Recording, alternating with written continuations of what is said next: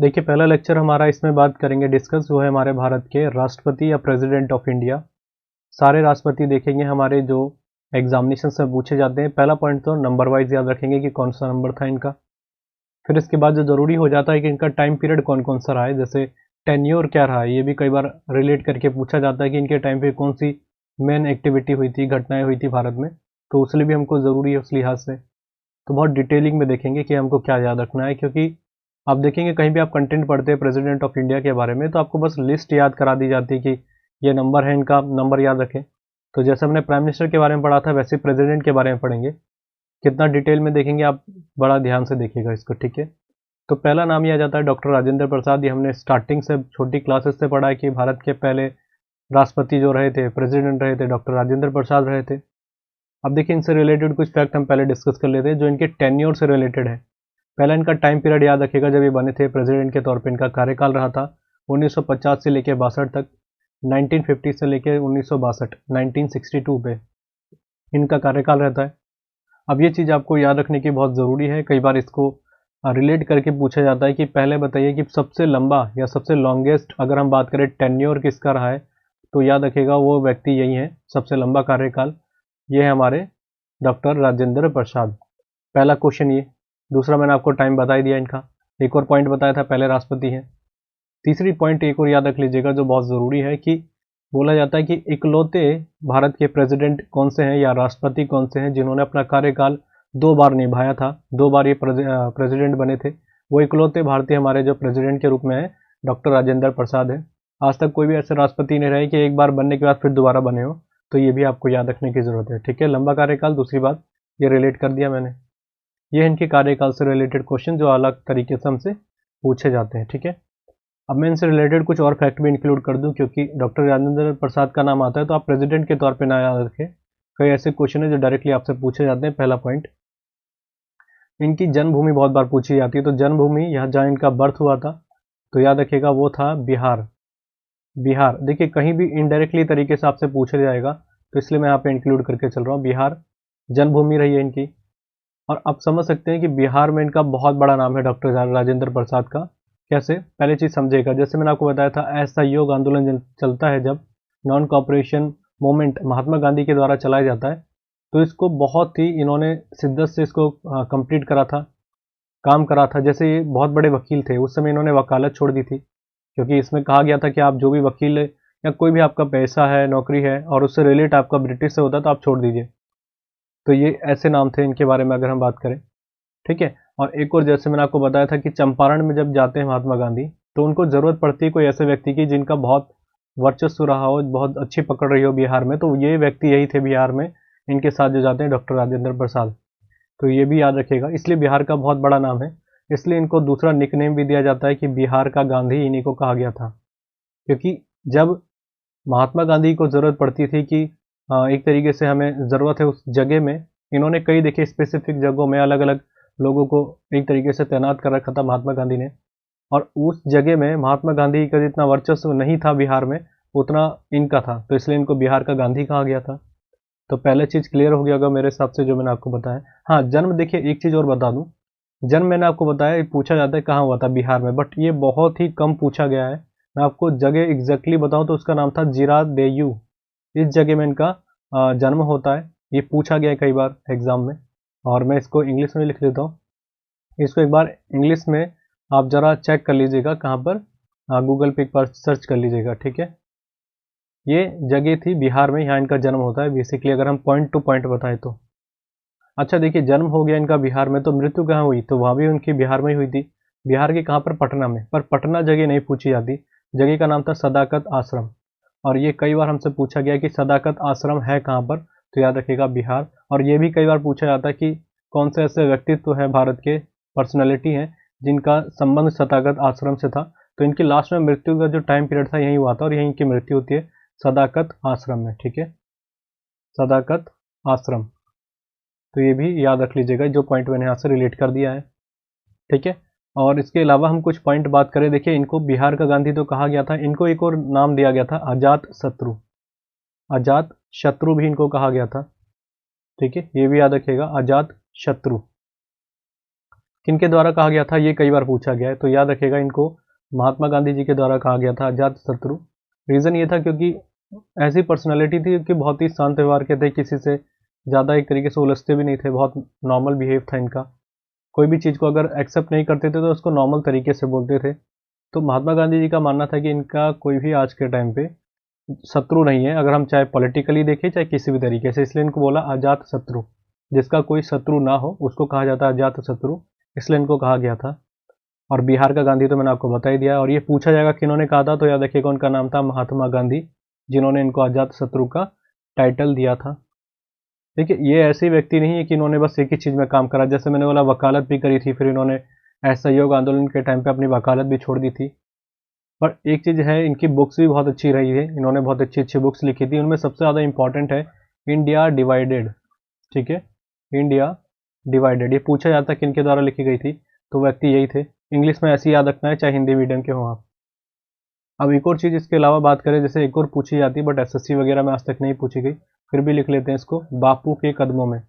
बापू के कदमों में, ठीक है, ये भी याद रखिएगा, यहाँ पे ऐसे लिखेंगे बापू के कदमों में। जैसे मैं बता रहा हूँ कि महात्मा गांधी जी के साथ इनका बहुत अच्छा रिलेशन रहा था, और इनके साथ बहुत ज़्यादा क्लोज कहें रिलेशनशिप तो इनके साथ रहा था इनका, इसलिए आपको याद रखना पड़ेगा। इन्होंने महात्मा गांधी को एक तरीके से रेस्पेक्ट देने के लिए ये बुक के बारे में मेंशन करा था। देखिए ऐसी बात नहीं है कि इंडियन नेशनल कांग्रेस में भी इनका कोई वर्चस्व नहीं था, कि महात्मा गांधी की नज़रों में था, इंडियन नेशनल कांग्रेस में भी था। और 1934 के बॉम्बे अधिवेशन में कह सकते हैं बॉम्बे सेशन में ये इन्होंने अध्यक्षता करी थी इंडियन नेशनल कांग्रेस की। 1934 बॉम्बे अधिवेशन था, ठीक है, तो ये पॉइंट याद रखिएगा। बट इससे ज़्यादा इंपॉर्टेंट है कि पूछा जाएगा कि जो हमारी कॉन्स्टिट्यूंट असेंबली थी, पूछा जाएगा संविधान सभा के परमानेंट मेंबर कौन थे या स्थायी सदस्य कौन थे, तो यही थे। अस्थायी सदस्य आप जानते हैं सच्चिदानंद सिन्हा थे, जो सबसे बुजुर्ग व्यक्ति थे अगर संविधान सभा की हम बात करते हैं। तो याद रखिएगा पूछा जाएगा संविधान सभा के स्थायी सदस्य परमानेंट मेंबर, तो यहाँ पे उनका नाम याद रखिएगा, यही व्यक्ति थे जिनका नाम मैंने आपको बता दिया, डॉक्टर राजेंद्र प्रसाद। तो ये सब पॉइंट हमने डिस्कस कर लिए जो इनसे रिलेटेड क्वेश्चन पूछे जाते हैं। पहली बात तो मैंने आपको इनके पॉलिटिकल करियर के बारे में बता दिया, जैसे इनका प्रेसिडेंशियल ईयर रहा था, और दूसरा ये भी मैंने आपको रिलेट करके बता दिया, ठीक है। अब बात करते हैं नेक्स्ट हमारी शख्सियत जो है, इनका नाम है, पहले इनको इरेज कर लेते हैं फिर और डिस्कस कर लेते हैं। और है हमारे कौन से, डॉक्टर सर्वपल्ली राधाकृष्णन, इनका नाम भी बहुत ज़रूरी बन जाता है, इनके बारे में पढ़ लेते हैं। इनसे रिलेटेड बहुत हमारे स्टैटिक के क्वेश्चन बनते हैं। पहली चीज़ तो याद रखना है, हमारे देश के वाइस प्रेसिडेंट की बात करेंगे तो ये थे पहले, वाइस प्रेसिडेंट की बात कर रहा हूँ मैं। पूछा जाएगा भारत के दूसरे प्रेसिडेंट कौन थे, तो ऑब्वियसली हम इसी को प्रेसिडेंट की बात कर रहे हैं तो इसलिए हमने याद रखना है। पर ये पहले वाइस प्रेसिडेंट बने, फिर बाद में प्रेसिडेंट भी बन गए दूसरी बार में, ठीक है, ये तो पहला पॉइंट हो गया। इनका कार्यकाल मैंने आपको बताया था 1950 से लेके 62 था, तो इनका कार्यकाल कब से कब तक था, इनका 62 से लेके 67 के बीच था, लगभग मतलब 5 साल इन्होंने पूरे कंप्लीट करे थे अपने। अब पहली चीज़ तो हो गई, हमने वाइस प्रेसिडेंट की बात बता दी, दूसरा बता दिया उपराष्ट्रपति भी थे, मतलब वाइस प्रेसिडेंट फिर प्रेसिडेंट की बात करी हमने। आपसे पूछा जा सकता है कि इनका जन्म कहाँ पर हुआ था, तो याद रखिएगा तमिलनाडु में जन्म हुआ था, तमिलनाडु के थे ये। आपको थोड़ा इनके पोशाक वगैरह से भी लग रहा होगा, ठीक है।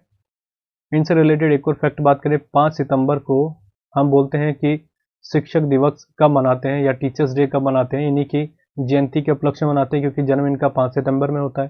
तो याद रखिएगा टीचर्स डे, टीचर्स डे। तो ये क्लियर हो गया है कि स्टैटिक जीके का पॉइंट। अगर आपसे पूछा जाएगा कि ये किस तरीके के व्यक्ति थे, तो अराजनीतिक थे, ये नॉन पॉलिटिकल मेंबर थे एक तरीके से, नॉन पॉलिटिकल, ठीक है। वैसे अगर बात करें तो देखिए राजनीतिक रूप से इनका ज़्यादा नहीं रहा था लगाव, बट स्वतंत्रता संग्राम जब चल रहा था देश में तो ये उसमें एक तरीके से भागीदारी लेते थे। बट प्रेसिडेंट जब ये बने थे, इनका कह सकते हैं कि थोड़ा बहुत था पॉलिटिकल इशू, मतलब रहे थे, उससे जुड़ाव में थे, बट परफेक्टली नहीं थे। जैसे आपके डॉक्टर राजेंद्र प्रसाद है, पूरी तरीके से जुड़े हुए थे, पॉलिटिकल रूप में ले सकते हैं, बट नॉन पॉलिटिकल थे उस तरीके से देखा जाए तो। बट ऐसा नहीं है, मैं आपको एक चीज़ बता दूं, आपके सामने आएगा नॉन पॉलिटिकल लीडर हमारे देश के पहले प्रेसिडेंट कौन बने थे, तो उनका नाम याद रखना है, डॉक्टर एपीजे अब्दुल कलाम, इसलिए मैं आपको क्लियर कर रहा हूँ, ये थे पहले। इनका कुछ ना कुछ रिलेशन तो रहा था जो हमारे डॉक्टर सर्वपल्ली राधाकृष्णन का, बट आज भी इनको जैसे राजनीति माना जाता है कि राजनीतिक थे, राजनीति इनका रिलेशन नहीं था, बट जुड़े हुए थे थोड़ा बहुत अगर आप बोलेंगे तो। बट एग्जाम में आता है तो याद रखिएगा वो है हमारे डॉक्टर एपीजे अब्दुल कलाम। क्योंकि आप जानते हैं साइंटिस्ट थे बहुत बड़े, तो उनका कोई रिलेशन नहीं था, इसलिए आपके एग्जाम में पूछा गया था, तो मैंने इसलिए आपको क्लियर भी कर दिया ये, कि आप थोड़ा मिसमैच ना कर ले। और बात कर लेते हैं, देखिए बहुत बड़े अच्छे लीडर माने जाते हैं, मतलब अपने काम के लिए बहुत स्पष्ट काम करते थे, कोई ऐसी दिक्कत नहीं थी। मतलब आप सभी जानते हैं कि इनको नेहरू जी ने भी एक तरीके से बहुत अच्छे अच्छे टाइटल भी दिए थे, मतलब इनको ये भी कहा था कि राज्यसभा इनके हाथों का एक खिलौना मात्र है, ये टाइटल दिया था। मतलब इनका कहना था जो नेहरू का कि राज्यसभा को इनसे अच्छा कोई हैंडल नहीं कर सकता, बहुत अच्छे व्यक्ति हैं। मतलब नेहरू इनको बहुत सपोर्ट करते थे, पहला पॉइंट ये मैं बता दूं।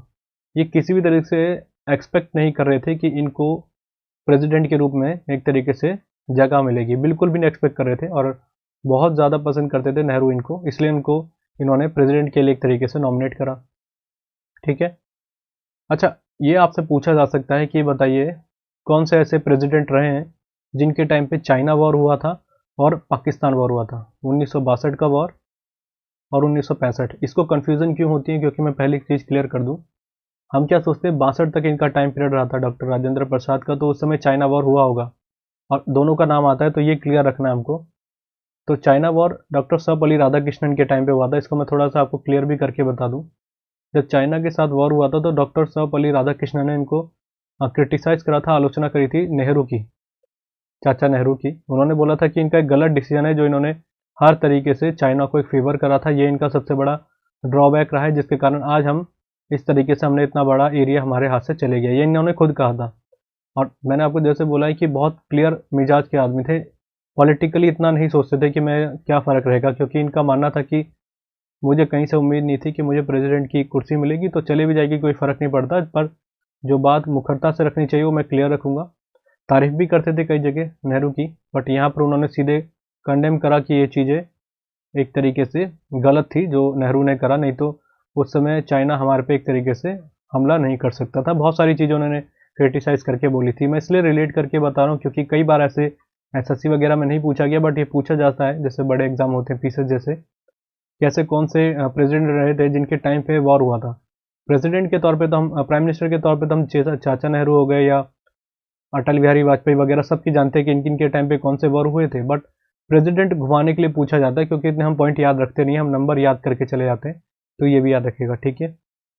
65 की लड़ाई में भी यही थे, और चाइना वॉर में इन्होंने सीधे क्रिटिसाइज करा था नेहरू को। ये तो हो गए पॉइंट इनसे रिलेटेड, जो मैंने आपको पॉलिटिकली करियर बता दिया इनका। देखिए मैं कुछ और रिलेटेड आपको इनसे रिलेटेड कुछ बुक्स बता दूं जो कई बार पूछी जाती है आपके डॉक्टर सर्वपल्ली राधाकृष्णन के द्वारा। तो पहली बुक के बारे में बात करें तो पहली बुक है इनकी जिसका नाम था इंडियन फिलॉसफी। इंडियन फिलॉसफी, याद रखिएगा, अगर आपसे पूछा जाएगा किन के द्वारा लिखी गई तो इन्हीं के द्वारा लिखी गई थी, इंडियन फिलॉसफी।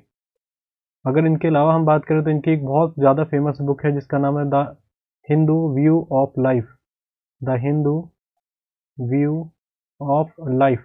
देखिए जैसे मैं आपको बता रहा हूँ ये तमिलनाडु के थे, पहली चीज़, और बहुत ही, अगर हम उस तरीके से बोले, बहुत धार्मिक थे। अगर हिंदू धर्म के बारे में इनकी बहुत ज़्यादा जानकारी थी, संस्कृत के बहुत महान विद्वान थे और बहुत ज़्यादा रिलीजियस थे। अगर आप उस तरीके से बात करेंगे तो इन्होंने हिंदू धर्म के बारे में बहुत अच्छी अच्छी बुक्स लिखी, हिंदू धर्म की व्याख्या करी इन्होंने अपनी बुक्स में, तो इसलिए ये बुक्स आपको याद रखनी पड़ेगी।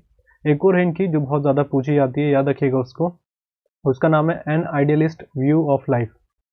N idealist view of life, जो बिल्कुल ऊपर लिखा हुआ है व्यू ऑफ लाइफ आता है, इस बस लाइन को याद रखिएगा, और याद रखिएगा इन्हीं के द्वारा लिखी गई थी। एक और इनके द्वारा लिखी गई थी जिसका नाम था सत्य की खोज। सत्य की खोज, और इसको इंग्लिश में भी ऐसे ही लिखेंगे, सत्य की खोज। ठीक है, याद रखिएगा इनके द्वारा लिखी गई थी। देखिए इनके द्वारा एक और बुक लिखी गई थी जिसका नाम था द फिलोसफी ऑफ हिंदुइज्म, और मैं आपको ऑलरेडी बता चुका हूँ द फिलोसफी ऑफ हिंदुइज्म किनके द्वारा लिखी गई थी, बी आर अम्बेडकर। तो ये दोनों ही ऐसे व्यक्ति हैं जिन्होंने इसी टाइटल से बुक को लिखा था, बी आर अम्बेडकर ने भी और डॉक्टर सर्वपल्ली राधाकृष्णन भी। एंड कन्फ्यूजन पॉइंट है कि इनमें से दोनों में से अगर ऑप्शन में आता है नाम तो किसका राइट आंसर लगाएंगे, तो याद रखिएगा वो राइट आंसर लगाना है बी आर अम्बेडकर को आपको, क्योंकि वो बुक बहुत ज़्यादा फेमस हुई थी। दोनों के तथ्य अलग थे बातों में, अगर आप बात करेंगे उन्होंने हिंदू धर्म को उस जगह कटघरे में खड़ा कर दिया था कि कई कास्ट सिस्टम को लेके, और इन्होंने यहीं पर इस बुक के अंदर बहुत ज़्यादा हिंदू धर्म के बारे में बहुत डिटेलिंग में बहुत अच्छी बातों को इन्होंने मेंशन करा है।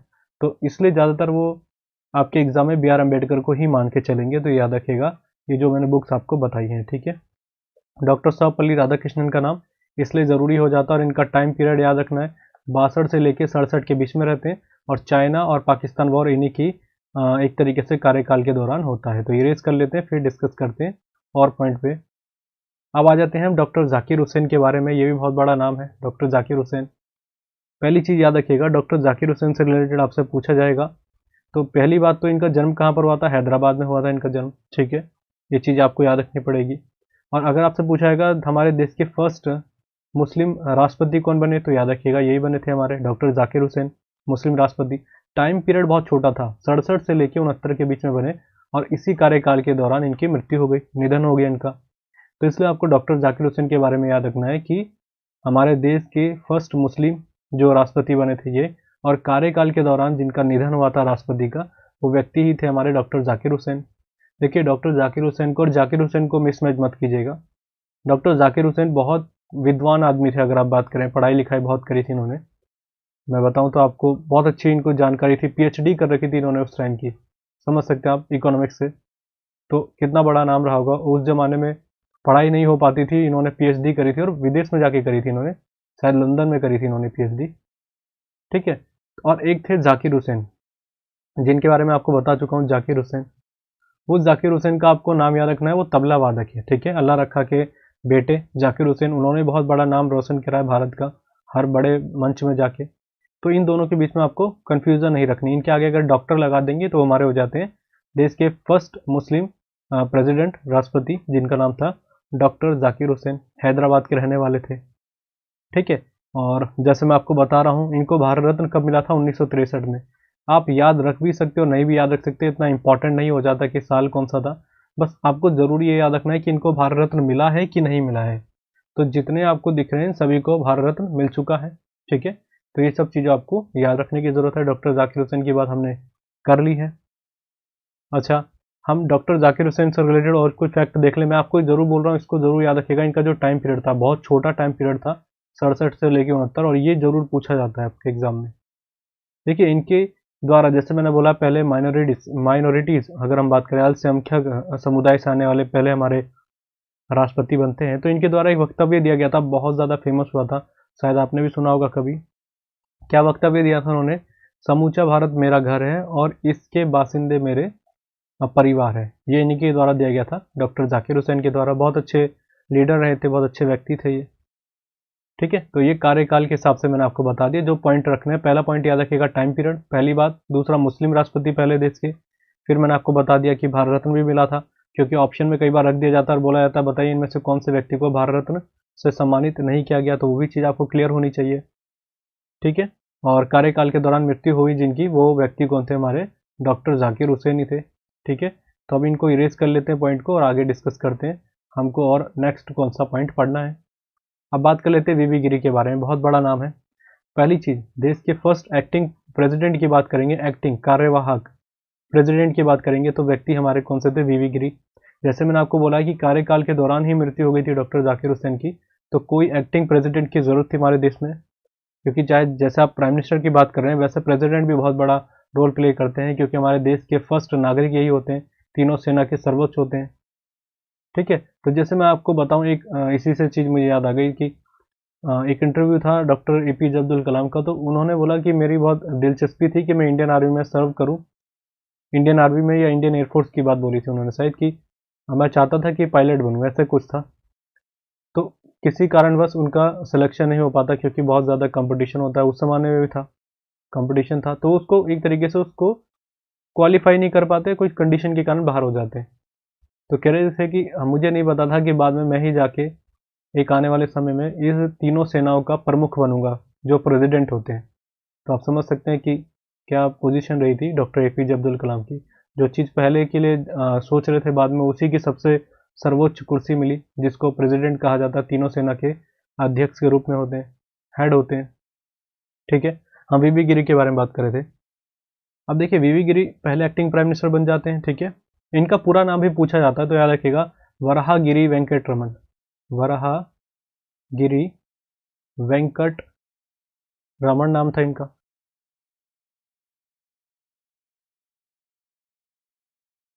वेंकट रमन, ठीक है, तो इनका नाम भी याद रखिएगा। अब बात कर लेते हैं इनके बारे में, कुछ और पॉइंट मैं इंक्लूड कर देता हूँ। जैसे पहली चीज़ याद रखिएगा, इनका टाइम पीरियड पूछा जाएगा तो याद रखना है आपको 1969 से लेके 1974 के बीच में बनते हैं ये, ठीक है, 1974 तक, 1969 से लेके, क्योंकि पहले एक्टिंग प्राइम मिनिस्टर बनते हैं फिर दोबारा से चुनाव होते हैं तो वीवी गिरी को ही चुन लिया जाता है, क्योंकि एक्टिंग प्राइम मिनिस्टर के तौर पर इन्होंने अच्छा काम करा होता है। तो इनका टाइम पीरियड होता है 1900 लेके 74 के बीच में। अब देखिए इसी बीच में एक श्रमिक आंदोलन की बात भी आती है, मतलब जैसे हम बात करें श्रमिक आंदोलन बहुत पहले चला था, ये पॉलिटिकल करियर इनका यहाँ पे तो स्टार्ट होता है, बट ये पहले से ही, जैसे सारे जितने लोग दिख रहे हैं ये स्वतंत्रता संग्राम में सम्मिलित थे ये। उस समय आपको पता है 1918 के अराउंड एक रशिया में बहुत बड़ा विवाद होता है, जब वर्ल्ड वॉर चल रहा था उसके समाप्ति के बाद जो लेबर्स थे, जो श्रमिक थे, इनके साथ बहुत इनजस्टिस हो रहा था। तो इसी के लिए अलग अलग आवाज़ उठने लग गई थी कि लेबर्स के साथ जस्टिस होना चाहिए, उनके काम के हिसाब से उनको हर चीज़ें मुहैया करानी चाहिए। तो उसी समय इंटरनेशनल लेबर ऑर्गेनाइजेशन की स्टैब्लिशमेंट हो जाती है 1919 में, और ये इतना बड़ा एक आंदोलन कह सकते हैं कि पूरे विश्व में रहा था ये। रशिया से स्टार्ट होता है, फिर आपके यूएसए में भी जाता है, इंडिया में भी इसका प्रभाव देखने को मिलता है। अच्छा, एक चीज़ और बता दूं मैं आपको, अगर आपसे पूछा जाएगा कि भारत में जो एक तरीके से क्या नाम है आपका, पहला श्रमिक संघ बना था वो कौन सा था, कहाँ पर बना था, याद रखिएगा मद्रास में बना था, जिसको आज के टाइम पे हम तमिलनाडु के नाम से जानते हैं। मद्रास में बना था, ठीक है। अच्छा, इसको बनाने वाले व्यक्ति कौन थे, तो उनका नाम याद रख सकते हैं आप, तो इनका नाम था वीपी वाडिया। वीपी वाडिया नाम था उनका। देखिए इतना डिटेल में तो नहीं पूछता, फिर भी मैं आपको रिलेट कर रहा हूँ, क्या पता पूछ ली जाए। ये बनता है लगभग 1920 के अराउंड जब ये बनाते हैं इसको। और आप ये समझ सकते हैं कि जब इस पे जैसे ही हमारे यहाँ बनता है मद्रास में, एक तरीके से ये मैंने आपको बताया मद्रास श्रमिक संघ, जिसको कहेंगे Madras labour union, VP Wadia की मदद के द्वारा इन्होंने बहुत एफर्ट करे थे। उसमें सबसे बड़ा रोल हाल था, अगर बात करें वीवी गिरी का नाम था, बहुत बड़ा हाथ था, इन्होंने बहुत ज़्यादा पार्टिसिपेट करा था इसके बीच में। तभी इसके 1900 इसी के बाद 1926 में भारत में क्या बन जाता है, लेबर यूनियन एक्ट आ जाता है, लेबर यूनियन एक्ट, ठीक है, जिसको कहेंगे श्रमिक श्रमिक मजदूर संघ कहा जाएगा, ठीक है। तो मैंने आपको बता दिया जो चीज़ हमको याद रखने की ज़रूरत है। 1926 में आता है ये।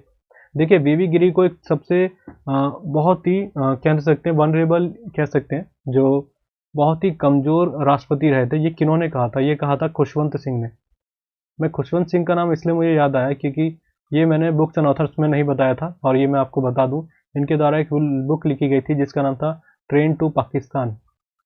ट्रेन टू पाकिस्तान, तो याद रखिएगा इन्हीं के द्वारा लिखी गई थी, खुशवंत सिंह के द्वारा। पूछा जाता है कई बार। बहुत बड़े लेखक रहे थे, और इनका कहना था कि ये सारी जो बातें हैं इंदिरा गांधी के प्रभाव में आके ही बोलते हैं, उनके एक तरीके से दबाव में ही रहते हैं ये, खुशवंत सिंह ने कहा था। वैसे ज़्यादा डायरेक्टली बोला जाए तो ये क्रिटिसाइज़ कर रहे थे इंदिरा गांधी को, पर इनको इन्होंने आड़े हाथों ले लिया खुशवंत सिंह ने, तो इसलिए मैंने आपको रिलेट कर दिया, क्योंकि खुशवंत सिंह का नाम है शायद आपको बताया नहीं था, और वीवी गिरी का लिंक इनसे था।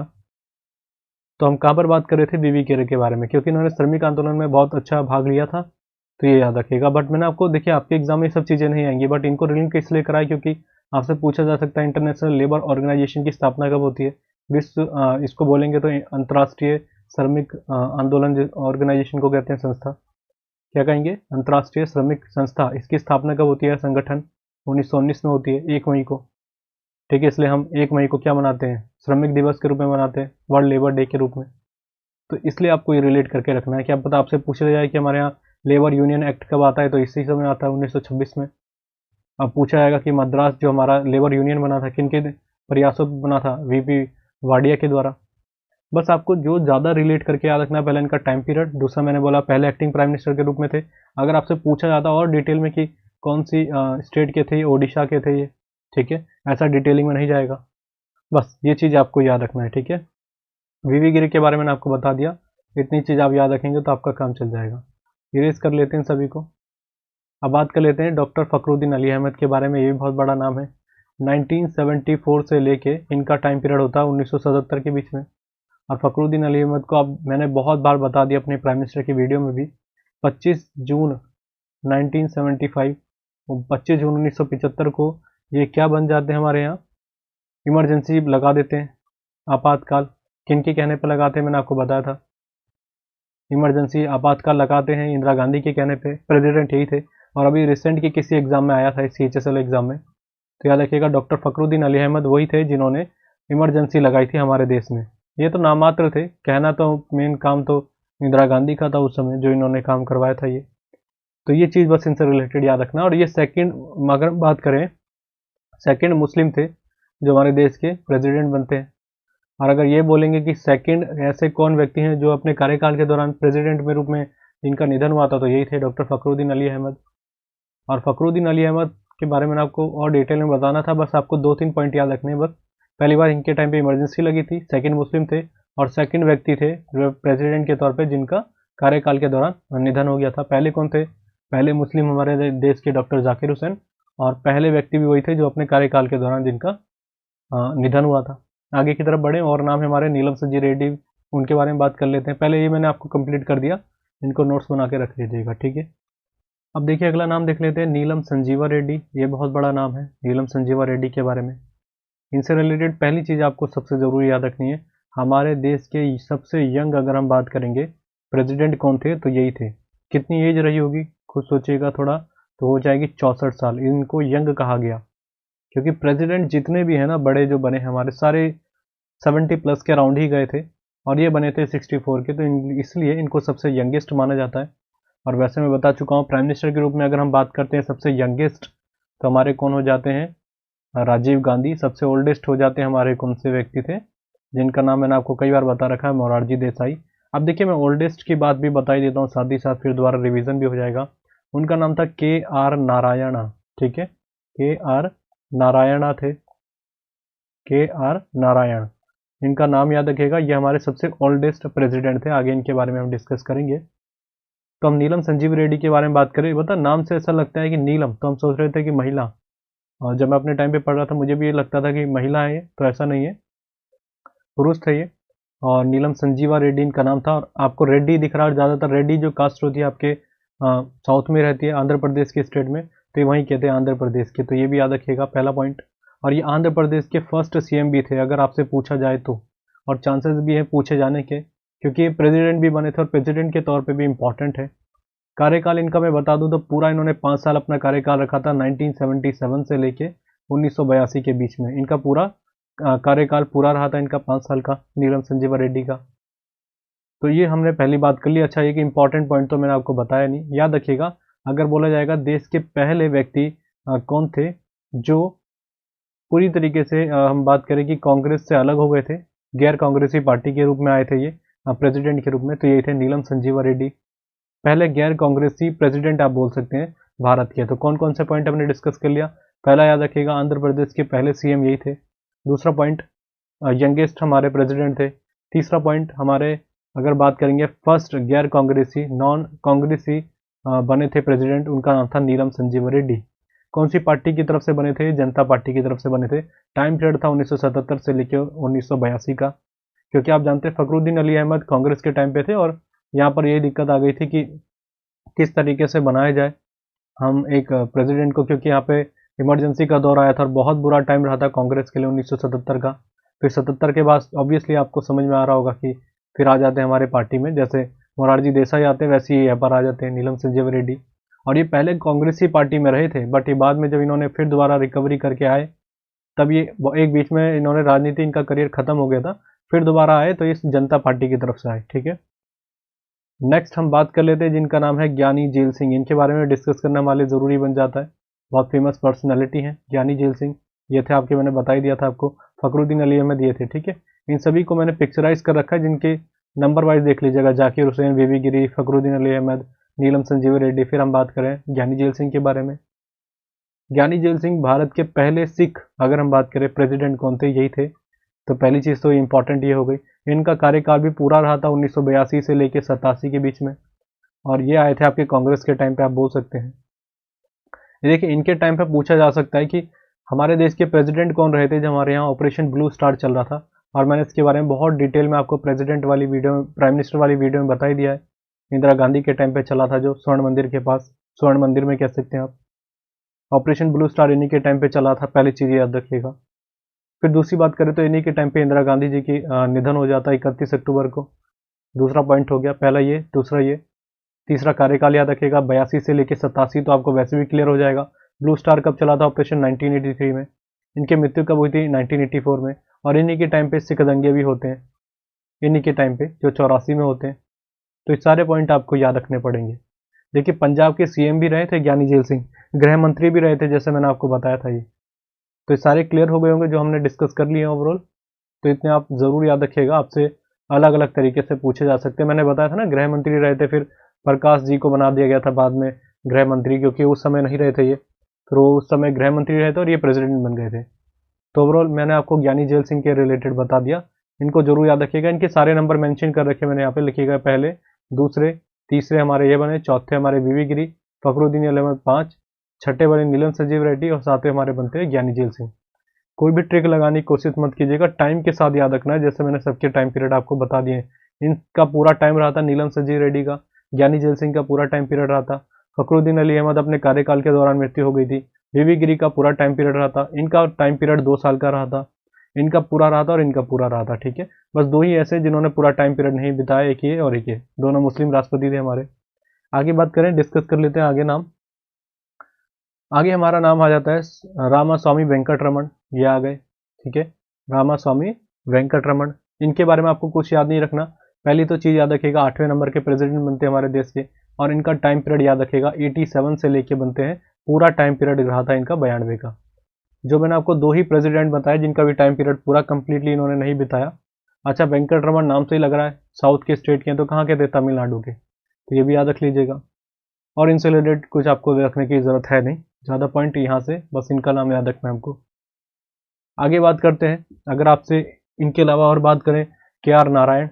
ठीक है, तो एक थोड़ा सा शायद गलती हो गई, एक नाम मैंने मिसमैच हो गया, यहाँ पे नाम नहीं दे पाया, याद रखिएगा। एक और प्रेसिडेंट बनते हैं हमारे शंकर दयाल। ठीक है, शंकर दयाल शर्मा, यहाँ पे मैं लिख ही देता हूँ, शंकर दयाल शर्मा नाम था उनका, ये बनते हैं हमारे अगले प्रेसिडेंट, शंकर दयाल शर्मा। इनका टाइम पीरियड क्या रहता है, ये भी पूरा अपना टाइम पीरियड बिताते हैं 92 से लेकर 97। अब देखिए मैं इनका काल बता रहा हूँ, इतना टाइम जो रहा था इनका 87 से 92, 92 से 97। अब इनके बीच में आपको प्राइम मिनिस्टर वाली वीडियो में सारी एक्टिविटी बता चुका हूँ, क्या क्या हुई थी, ये कौन कौन सी घटनाएं हुई थी हमारे देश में बड़ी बड़ी। तो मैं बार बार यहाँ पे रिलेट नहीं करूंगा कि इनके टाइम पे ये घटनाएं हुई थी। हाँ, ज्ञानी जेल सिंह के बारे में मैंने इसलिए बता दिया क्योंकि एग्जाम में पूछा गया था। बस आपको इनके टाइम पीरियड याद रखने और मैंने आपको जो घटनाएं बताई वो सब आपको याद आ जाएंगी। जैसे आपके सामने आ जाएगा कि सियाचिन विवाद कब हुआ था, तो आपको तुरंत दिमाग में आना चाहिए उस समय हमारे कौन रहे थे, प्रेसिडेंट ज्ञानी जेल सिंह रहे थे, तो आप इजीली लगा लेंगे। अब हर प्रेसिडेंट के आगे मैं हर पॉइंट को नहीं मेंशन करूंगा क्योंकि ऑलरेडी प्राइम मिनिस्टर वाली वीडियो में मैंने आपको डिस्कस करके बता दिया है। और ऐसा बहुत कम देखने को मिलता है कि आपके एग्जाम में वहां से क्वेश्चन पूछे जा सकते हैं कि प्रेसिडेंट कौन थे इस समय। जो मेन इवेंट थे उन्हीं के टाइम के बता रहा हूँ, ज़्यादातर आपका फोकस प्राइम मिनिस्टर पे ही होता है क्योंकि हमारे देश की सुप्रीम पावर अगर आप बात करेंगे तो प्राइम मिनिस्टर ही एक तरीके से। अच्छा, इनके बारे में बात हो गई, इनका बस टाइम पीरियड याद रखिएगा, कुछ खास बात इनसे रिलेटेड हमारे एग्जाम में नहीं पूछी जाती। अब आ जाते हैं KR नारायण। मैंने आपको पहले ही बताया था सबसे ओल्डेस्ट हमारे प्राइम मिनिस्टर प्रेसिडेंट रहे थे, तो यही रहे थे सबसे बुजुर्ग। इनका टाइम पीरियड भी इन्होंने पूरा बिताया था 1997 से लेकर 2002 का। और इसी समय आप जानते हैं हमारे यहाँ पोखरण परीक्षण होता है, संसद में अटैक होता है, इस समय ही होते हैं। और ये देखो, एक और याद रखिएगा, भारत के अगर पूछे जाएंगे पहले दलित प्रेसिडेंट कौन बने थे तो KR नारायण ही थे।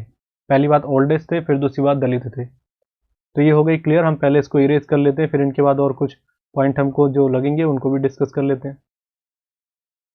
अगले हम प्रेसिडेंट के बारे में बात कर लेते हैं। ठीक है, तो मैंने बता दिया KR नारायण को यहाँ पे मेंशन कर दिया आपको। अगले आ जाते हैं हमारे डॉक्टर APJ अब्दुल कलाम, बहुत बड़ा नाम है इनका भी। इनके बारे में तो मैं आपको कई बार रिलेट करके बता ही चुका हूँ। पूरा नाम है इनका अबुल पाकिर जैनुल आबदीन अब्दुल कलाम। कहाँ के थे, चेन्नई के, तमिलनाडु के। मिसाइल मैन ऑफ इंडिया कहा गया। 1998 में चीफ साइंटिस्ट थे जो हमारा पोखरण मिशन हुआ था, ऑपरेशन शक्ति जिसका नाम रखा गया था, 11 मई से लेकर 13 मई के बीच में हुआ था।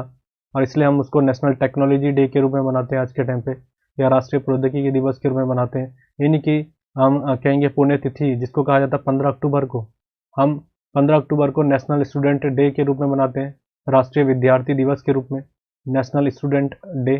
ठीक है, और इनकी मृत्यु कहाँ पर हुई थी, जब 15 अक्टूबर को ही हुई थी, मृत्यु हुई थी इनकी शिलोंग में।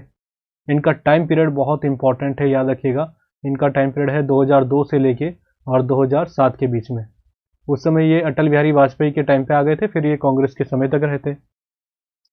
तो ऐसे लीडर रहे हैं ये प्रेसिडेंट के तौर पे भी, और हर तरीके से आप देखेंगे तो इनको चाहे बीजेपी हो चाहे कांग्रेस हो, दोनों को, इन प्रेसिडेंट को, डॉक्टर एपीजे अब्दुल कलाम को, दोनों ने सम्मान करा था। तो बहुत ही बड़े नाम थे डॉक्टर एपीजे अब्दुल कलाम। और ये देखिए इनके जो पेंशन सैलरी वगैरह आती थी बिल्कुल उसी को यूज़ करते थे, और ऊपर से कोई इनका ऐसा खर्चा नहीं था। जब ये प्रेसिडेंट हाउस में आए थे तो बस एक कहा जाता है इनके एक पास एक अटैची थी, उसी में इनके दो चार कपड़े रखे हुए थे, उसी को लेकर आए, और जब इनका कार्यकाल खत्म हुआ उसी को लेकर चले गए। तो इसलिए बहुत बड़ा नाम है। ऐसा नहीं कि देश के लिए इन्होंने करा है, वो तो अलग ही पॉइंट है, वो तो कुछ उनको काउंट ही नहीं किया जा सकता जो देश के लिए इन्होंने करा है। बट एक बहुत सिंप्लिसिटी कैसे जी जाती है इतने बड़े शख्सियत के द्वारा, वो भी इसमें इनके अस्तित्व या इनके व्यक्तित्व को देख के समझ सकते हैं डॉक्टर एपीजे अब्दुल कलाम के बारे में। और अगर हम इनके बारे में बात करें, एक और क्वेश्चन पूछा गया था एसएससी में कि भारत के पहले नॉन पॉलिटिकल या अराजनीतिक व्यक्ति कौन थे जो प्रेसिडेंट बने, तो यही थे। जैसे मैंने आपको सर्वपल्ली राधाकृष्णन का नाम भी बोला था, बट आपको उनको याद नहीं रखना, यही थे नॉन पॉलिटिकल। अगर हमारे पहले बात करें प्रेसिडेंट कौन बने थे, टाइम पीरियड बहुत ज़रूरी है 2002 से लेकर 2007। और मैंने आपको याद करने का तरीका बता दिया, क्योंकि अटल बिहारी वाजपेयी के साथ भी इनका अच्छा रिलेशन रहा था पोखरण में, जब इनके परमाणु परीक्षण हुआ था 1998 का। तो ये अच्छे रिलेशन के साथ थे। फिर उनकी सरकार जाती है 2004 में और आ जाती है कांग्रेस, तो उस समय कांग्रेस के साथ भी थे ये। फिर कांग्रेस के साथ इनके कुछ मतभेद हो जाते हैं, कुछ बिल वगैरह आते हैं और इसमें ये सहमति नहीं दिखाते हैं, कुछ चीज़ इनके सामने होता है, और इसलिए ये कहा जाता है कि सेकेंड टाइम पे इन्होंने खुद ही बोला कि मैं नहीं इसमें पार्टिसिपेट करूँगा। क्योंकि पॉलिटिकली एक तरीके से चाहे प्रेसिडेंट कितने भी रहते हैं पॉलिटिकल इश्यूज से, पर उनका नाम आ ही जाता है, तो इसलिए इन्होंने अपने आप को थोड़ा राजनीति से दूर ही रखना पसंद करा। और ना इनकी इतनी डिमांड या इतनी ख्वाहिश थी। मैंने आपको जैसे इनके बारे में बहुत बहुत बातें बता रखी है पहले भी, आगे भी आएगी तो डिस्कस करते रहेंगे। तो बहुत बड़ा नाम है। प्रेसिडेंट के रूप में इन्होंने बहुत अच्छे काम भी करे थे। कई इनके एक बिल आए थे तो उसके लिए एकदम एडेमेंट थे कि मैं इसको नहीं बदलूंगा, चाहे हमारी तरफ से सरकार कुछ भी बोले, जो मुझे लग रहा है वो प्रॉपर ठीक है। तो बहुत अच्छी अच्छी चीज़ों में इन्होंने अपना पार्टिसिपेशन दिया था। तो ये हमने बात करी डॉक्टर एपीजे अब्दुल कलाम के बारे में। इनका नंबर पूछा जाता तो 11वें नंबर के थे, ठीक है, 11वें नंबर के, तो इसलिए याद रखिएगा। इनके तो नंबर आपको एटलीस्ट याद रखने की ज़रूरत है, किसी भी तरीके से इनको छोड़िएगा मत अगर हम बात करें तो। अगले बात करते हैं हमारे प्रतिभा देवी पाटिल। ये भारत की पहली महिला बन जाती हैं प्रेसिडेंट के रूप में। तो आप याद रखिएगा, पहली महिला पूछा जाएगा तो हमें सिंपल सा याद रखना है इन्हीं का। और साथ ही साथ कार्यकाल भी याद रखना है, 2007 से लेकर 2012 का इनका कार्यकाल होता है कंप्लीट प्रतिभा देवी पाटिल का। और कुछ फालतू याद नहीं रखना है। पहली चीज़, हमारे 12वें नंबर की ये बनती हैं प्रेसिडेंट, फिर पहली महिला के तौर पे बनती है, और इनका कार्यकाल था 2007 से लेकर 2012 का, जब आपकी कांग्रेस सत्ता में थी। फिर अगले आ जाते हैं प्रणब मुखर्जी। देखिए दो, अगर हम प्रेसिडेंट के तौर पे बात करें तो दो ऐसे प्रेसिडेंट रहे हैं जिनको कभी आलोचना का सामना नहीं देखने को मिला। हाँ, अलग बात है एपीजे अब्दुल कलाम को बाद में मिला, बट दोनों ही पार्टी ने पूरा सम्मान दिया, चाहे बीजेपी हो चाहे कांग्रेस हो। अब जैसे इनकी बात कर रहे हैं प्रणब मुखर्जी की, तो प्रणब मुखर्जी की भी कहानी यही थी कि इनको अभी हाल ही में, जैसा आप जानते हैं, 2019 में भारत रत्न इनको मिला है। भारत रत्न याद रखिएगा, साल जरूर पूछा जा सकता है आपसे, 2019 में मिला था इनके साथ। तो ये चीज़ आपको याद रखने की ज़रूरत है कि इनको 2019 में मिला। प्रणब मुखर्जी का कार्यकाल भी हम डिस्कस कर लेते हैं, क्योंकि देखिए इनका कार्यकाल रहा था 2012 से लेकर, जैसी आपकी प्रतिभा देवी पाटिल हटती है और ये आ जाते हैं 2019 के टाइम पे, ठीक है। तो ये आपको याद रखने की ज़रूरत है। मैंने कहाँ तक बात करी, 2019 नहीं होगा, शायद 2017 हो जाएगा, क्योंकि 5 साल का कार्यकाल रहा था इनका। तो प्रणब मुखर्जी बन जाते हैं और उनको 2019 में ही बीजेपी की गवर्नमेंट इनको भारत रत्न से सम्मानित करती है। तो ऐसे प्रेसिडेंट रहे ये जिनको दोनों पार्टियों ने इनके काम के लिए बहुत अच्छा प्रेज करा, सम्मान करा, और बहुत अच्छे नाम रहा है प्रणब मुखर्जी का। तो ये क्लियर हो गए नाम प्रणब मुखर्जी के बारे में भी। टाइम पीरियड याद रखेगा और भारत में याद रखेगा, 2019 में इनको मिलता है। अगला नाम आ जाता है, पहले मैंने इनके यहाँ पे पिक्चराइज भी नहीं करा, प्रतिभा देवी पाटिल ये हैं, ठीक है। फिर इनके बाद अगर हम बात करते हैं तो हमारे प्रणब मुखर्जी आ गए, ये बहुत बड़ा नाम है। अब इनके बाद हम बात कर लेते हैं रामनाथ कोविंद के बारे में, जिनका नाम बहुत ज़रूरी हो जाता है। 14th नंबर के प्रेसिडेंट बन जाते हैं ये, इनको जरूर याद रखेगा। जैसे हमारे प्राइम मिनिस्टर 14th नंबर के हमारे हो जाते हैं प्राइम मिनिस्टर कौन से, नरेंद्र मोदी, वैसे ही 14th नंबर के रामनाथ कोविंद, और ये बीजेपी पार्टी के बनते हैं यहाँ से। तो ये चीज़ याद रखिएगा। इनका भी टाइम पीरियड तो आप बहुत इजीली याद रख लेंगे, 2017 से लेके इनका होता है 2022 के लिए, पूरा टेन्योर इनका कंप्लीट होता है यहाँ पर, ठीक है।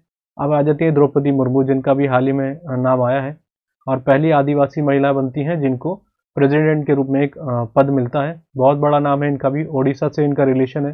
थोड़ा क्लियर कर लीजिएगा, मैं थोड़ा क्लियर नहीं हो रहा, ओडिशा है या छत्तीसगढ़ है।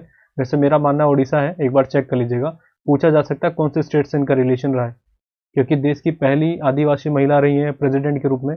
और टाइम पीरियड इनका 2022 से अब आगे जितना चलता है, क्या पता दूसरी बारी बन जाए। बट आज तक मैंने आपको बताया, आज तक ऐसे प्रेसिडेंट एकमात्र रहे हैं जो एक ही कार्यकाल जिन्होंने पूरा कंप्लीट करा है, वो है आपके सबसे पहले हमारे देश के डॉक्टर राजेंद्र प्रसाद। बाकी और कोई नहीं रहे, ठीक है। तो क्लियर हो गया होगा, जो पॉइंट मैंने डिस्कस करे ये हो गए आपके प्रेसिडेंट। जो जो पॉइंट हमने डिस्कस करने थे वो मैंने आपको मेंशन कर दिए हैं सारे, लाइन टू लाइन भी बात करिए, और जो आपको थोड़ा डिटेल में पता होनी चाहिए थी वो भी मेंशन कर दिया, जिससे आपको कोई दिक्कतें ना आए। प्रेसिडेंट का टॉपिक खत्म हो गया, अब नेक्स्ट टॉपिक की तरफ बढ़ते हैं, जो हमारा कंप्लीट यहाँ पे हो जाता है। इतने ही क्वेश्चन यहाँ से पूछे जाते हैं, ठीक है।